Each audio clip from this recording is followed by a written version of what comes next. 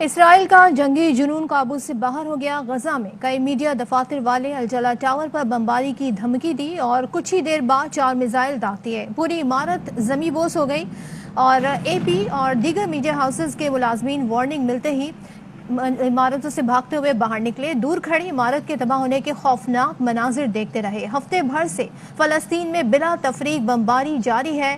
بچے، بزرگ، خواتین محفوظ ہیں، نہ ہی رہائشی عمارتیں۔ خوفناک بمباری 40 بچوں سمیت اب تک 140 نہتے فلسطینیوں کی جان لے چکی۔ طاقت کے نشے میں پاگل اسرائیل نے بین الاقوامی میڈیا اور اداروں کو بھی نہیں بخشا۔ اسامہ بن جاوید صاحب ہمارے ساتھ موجود ہیں، الجزیرہ مڈل ایسٹ ڈیسک کے سربراہ ہیں۔ اسامہ صاحب بہت شکریہ آپ کے وقت کا۔ کہیے گا اس وقت تازہ ترین صورتحال کیا ہے مجموعی طور پر غزہ کی، اور خاص طور پر اگر ہم اس عمارت کی بات کریں جہاں پر میڈیا ہاؤسز تھے تو کتنے چینلز، کتنے میڈیا ہاؤسز یہاں سے آپریٹ کر رہے تھے اور یہاں نقصان کیا ہوا؟ جی، الجلا ٹاور غزہ میں کام کرنے والے تمام صحافی بہت اچھی طرح جانتے ہیں۔ گزشتہ کئی دہائیوں سے وہ بین الاقوامی میڈیا کا مرکز رہا ہے۔ بین الاقوامی تنظیمیں جس میں associated press, Al Jazeera, Middle East Eye اور اس کے علاوہ کئی دیگر میڈیا ہاؤسز موجود تھے، اس کو 1 گھنٹے کے نوٹس پر اسرائیل نے گرا دیا ہے۔ اگر آپ الجزیرہ دیکھیں تو الجزیرہ کے ملازمین نے فون کیے، لوگوں سے بات کرنے کی کوشش کی۔ اس بلڈنگ کے مالک نے اسرائیلی فوج کو فون کر کے کہا کہ یہاں پہ میڈیا ہاؤسز ہیں، ان کو ان کا اکوپمنٹ نکالنے کی اجازت دی جائے، لیکن انہوں نے منع کر دیا۔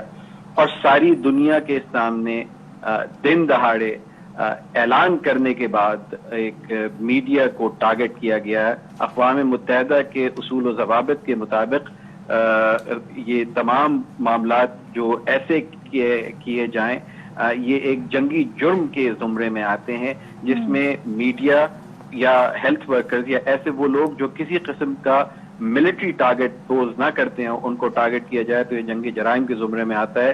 لیکن المیہ یہ ہے کہ ساری دنیا خاموش تماشائی ہے اور فلسطینیوں کا قتل عام یہی المیہ ہے، اور اسی وجہ سے ہم دیکھ رہے ہیں کہ اسرائیل کی جانب سے جس طریقے سے بمباری کی جا رہی ہے، وحشیانہ ظلم کیا جا رہا ہے، اس پہ کوئی روک ٹوک کرنے والا نہیں ہے۔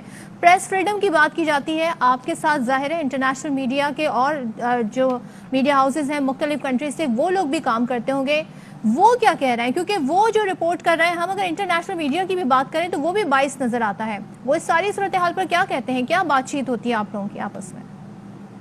یہ دیکھیے، بین الاقوامی میڈیا یہ اس بات پہ منحصر ہے کہ وہ کہاں سے بات کر رہے ہیں اور ان کے پیچھے کیا مضمرات ہیں ان کی رپورٹنگ کے، لیکن تمام بڑے میڈیا آؤٹلیٹس جس میں جہاں پہ یہ فلسطینیوں کے اوپر کیے جانے والے ظلم، غزہ جس کا محاصرہ جاری ہے، جس کو دنیا کی سب سے بڑی اوپن ایئر جیل کہا جاتا ہے، وہ وہاں کی صورتحال بتا رہے ہیں۔ اور غالباً اس کے پیچھے یہی پوشیدہ ہے کہ اس بلڈنگ کو گرانے کا مقصد یہ ہے کہ ساری دنیا تک خبر رسانی کا ذریعہ ایسوسیٹڈ پریس تھا۔ تمام خطرات کے باوجود گراؤنڈ پہ کام کرنے میں الجزیرہ پیش رہا ہے، اور وہ تمام ظلم جو فلسطینیوں پر کیے جا رہے ہیں، نہتے فلسطینیوں پر، حماس اور اسرائیل کو بہت ساری میڈیا آؤٹلیٹس میں 2 برابر کے فریق بتایا جاتا ہے، جبکہ اس کا کوئی تعلق نہیں۔ ایک طاقت ایسی ہے جو ان کے اوپر مغلوب ہے، جس نے ان کے اوپر قبضہ کیا ہوا ہے، جو قابض ہے بین الاقوامی قوانین کے مطابق، اور دوسری طرف فلسطینی ہے جو جب ان پہ ظلم بڑھتا ہے تو راکٹ داغ دیتے ہیں۔ تو یہ صورتحال ہے، اور بین الاقوامی میڈیا کو غالباً خاموش کرانے کے لیے یہ ایک پیغام دیا گیا ہے۔ یہ یاد رکھیے کہ غزہ کا محاصرہ جاری ہے، غزہ میں بین الاقوامی صحافیوں کو اجازت نہیں ہے جانے کی۔ غزہ میں اس بلڈنگ کے تباہ کرنے سے اسرائیل نے صرف میڈیا آفیسز نہیں تباہ کیے، ان کے تمام اکوپمنٹ بھی تباہ کر دیا، جس کا فوری نتیجہ یہ ہوگا کہ غزہ میں ہونے والے مظالم دنیا تک پہنچانے کے لیے جو صحافی وہاں پہ موجود ہیں، جو پروفیشنلی اپنے کام کر رہے ہیں، ان کے کام میں رکاوٹ ڈالی جائے، رخ نہ دیا جائے، اور ان کو یہ پیغام دیا جائے کہ اگر صورتحال میں پارٹی بنا دیا گیا۔ اسامہ صاحب آپ ساتھ ہی موجود رہیے گا۔ خالد المینا صاحب نے بھی ہمیں جوائن کیا ہے، سعودی صحافی ہیں، مشرق وسطیٰ کی جو صورتحال ہے اس پر گہری نظر رکھتے ہیں۔ خالد صاحب بہت بہت شکریہ آپ کے وقت کا۔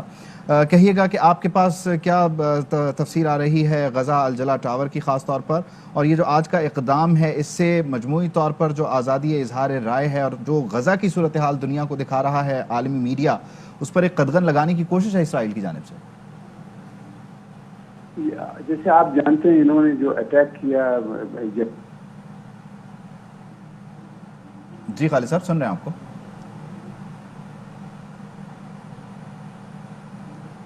خالد صاحب سے ہم دوبارہ رابطہ کرنے کی کوشش کر لیتے ہیں. اسامہ صاحب آپ کی طرف آتے ہوئے کہیے گا اس تمام تر صورتحال میں کہ جہاں پر میڈیا کو روکا جا رہا ہے، آپ نے مجموعی طور پر بحیثیت صحافی ایز این انڈیپینڈنٹ پرسن آپ کیسے دیکھتے ہیں اوور آل جو رپورٹنگ ہوئی؟ جیسے کہ اب سے پہلے میری ساتھی اینکر نے بھی سوال کیا، کیا وہ درست انداز میں جو بھی صورتحال ہے اسے پیش کیا گیا، یا آپ سمجھتے ہیں کہ اس سے بہتر انداز میں بھی اس تمام تر صورتحال کو بتایا جا سکتا ہے، دنیا کے سامنے لایا جا سکتا ہے؟ جی یقیناً دیکھیے ہر جگہ بہتری کی گنجائش موجود رہتی ہے اور لوگ اپنی غلطیوں سے سیکھتے ہیں.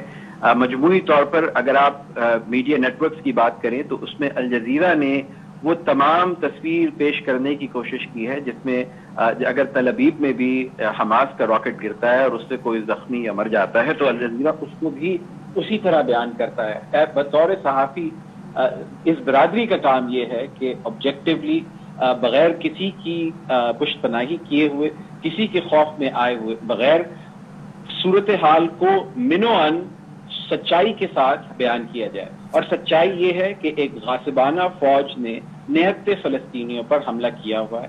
تمام دنیا خاموش ہے. اقوام متحدہ نے جو سیکیورٹی کونسل کا اجلاس بلانے کی کوشش کی اس کو بھی تاخیر کرا دی گئی. اس کے لیے بھی وہ تمام عالمی طاقتیں جو دنیا میں انسانی حقوق کے لیے سربستہ نظر آتی ہیں فلسطین کے معاملے پر خاموش ہیں. لیکن جو ایک بات مختلف ہے جو میں نے اپنے پچھلے 20 سال کے کیریئر میں دیکھی ہے وہ یہ ہے کہ آہستہ آہستہ وہ جو وار آف نیریٹو تھی جو ہمیشہ اسرائیل کی طرف پلڑا جاتا تھا، اس دفعہ وہ تبدیل ہوتی نظر آتی ہے. آپ کو سوشل میڈیا پہ، آپ کو انفلوئنسرز، آپ کو وہ تمام لوگ، ایون وہ لوگ جو مغربی ممالک میں موجود ہیں، انہیں نظر آ رہا ہے، ان پر عیاں ہے یہ بات کہ یہ کس طریقے کی ناانصافی کی جا رہی ہے. اور ان لوگوں کے اوپر جن کے پاس نہ جانے کی کوئی جگہ ہے، اس وقت کووڈ کے پیشنٹس ہیں، وہاں پر اسپتالوں کی صورتحال ابتر ہے، اسکولوں پر حملے جاری ہیں اور ان کے گھر تباہ کیے جا رہے ہیں اور ان کے پاس جانے کی کوئی جگہ نہیں. اسرائیل ان کے پورٹس، ان کی بندرگاہیں، ان کے ہوائی اڈے جو کہ وہاں پہ موجود نہیں ہے، اور اس نے ایک حصار کی دیوار بنائی ہوئی ان کے چاروں طرف. تو یہ لوگوں کو، وہ انگریزی کا ایک مقولہ ہے کہ shooting fish in a barrel, کہ لوگوں کو ایک جگہ محسوس کر کے سامنے. اچھا اسامہ صاحب آخر میں مختصراً یہ بتا دیجیے گا جو آخری اطلاعات آپ تک آئیں الجلا ٹاور سے متعلق، وارن کیا گیا تھا تو تمام لوگ جو ہیں وہ یہاں سے نکل چکے تھے بحفاظت، یہاں مالی نقصان ہوا، جانی نقصان کی کوئی اطلاع نہیں؟ جی ہاں بالکل ایسی ہی ہے. اسرائیلی فوج کا طریقہ یہ رہا ہے کیونکہ پچھلی جنگ میں 2014 میں بہت زیادہ جو معصوم لوگ ہیں وہ مارے گئے تھے، تو اب طریقہ یہ ہے کہ اسرائیلی فوج جو ہے وہ اس بلڈنگ کے مالک کو فون کرتی ہے. ایک راکٹ جو ہے وہ ناک ڈاؤن راکٹ جو ہے وہ چھت پہ مارا جاتا ہے ڈرون کے ذریعے، جس سے یہ پتہ چل جاتا ہے کہ اس بلڈنگ کو گرایا جا رہا ہے، اور 1 گھنٹے کے نوٹس پہ ان تمام لوگوں سے کہا جاتا ہے کہ وہ اس جگہ کو چھوڑ دیں. تو اگر آپ سوچئے کہ اس عمارت میں رہائشی جو ہے حصہ بھی تھا، لوگ اپنی ساری زندگی کا سامان رکھے ہوئے تھے. اگر 1 گھنٹے پہ آپ کو کہا جائے کہ اپنا گھر چھوڑ دیجئے تو کہاں جائیں گے اور کیا لے کے اتریں گے؟ یقینی طور پر یہ مشکل حالات ہیں جس کے بارے میں آپ نے تفصیلاً گفتگو کی. اسامہ بن جاوید صاحب بہت شکریہ آپ کا. The world is in your hands with ARY News. Introducing the language selection option in the ARY News app. Download the latest version now for this unique feature, bringing the major spoken languages from across the globe at your fingertips. Karachi, Pakistan International Airlines PIA is on the way. كراتشي إن الخطوط الجوية الباكستانية. Staying updated was never this easy. ARY News, now speaking your language.